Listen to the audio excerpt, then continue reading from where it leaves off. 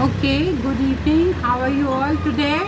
Fine, ma'am. Very good. Now you're very slow. Say fine, ma'am. You're not audible. Say fine, Fine. ma'am, a little loudly. Fine, ma'am. Okay, perfectly fine.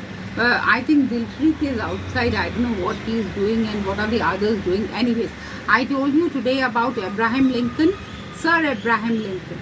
He was the most wanted, the most sought for man of his times. And one day he wrote a letter to his son's teacher.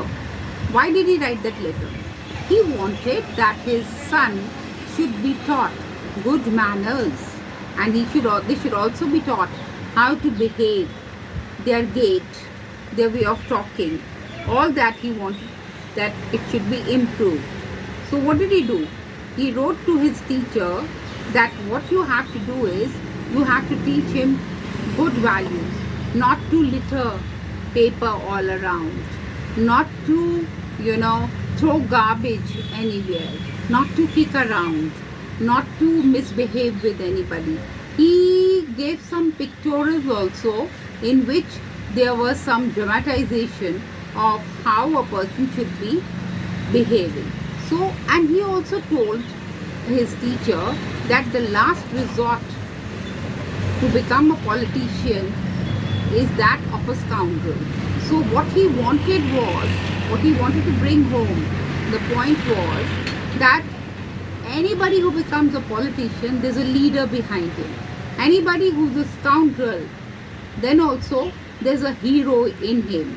So what is most important is the heroism, the goodness, the kindness. That is what we should keep in mind, because if you want to do well in life, if you want to achieve something great and big in life, we have to look above certain level of things, because the moment we do that, then only we will become more learned.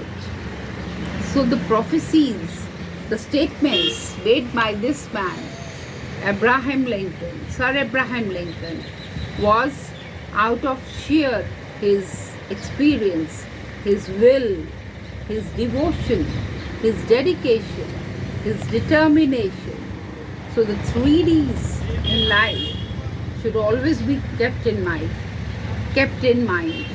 Friends, remember devotion, dedication, and determination. If you do something, you should do it to the fullest of your competence. You should do a thing in such a manner that nobody else can do. If you want, even doing the most lowly jobs, if you are mending shoes, you should mend them in such a way that nobody else can mend them. Thank you.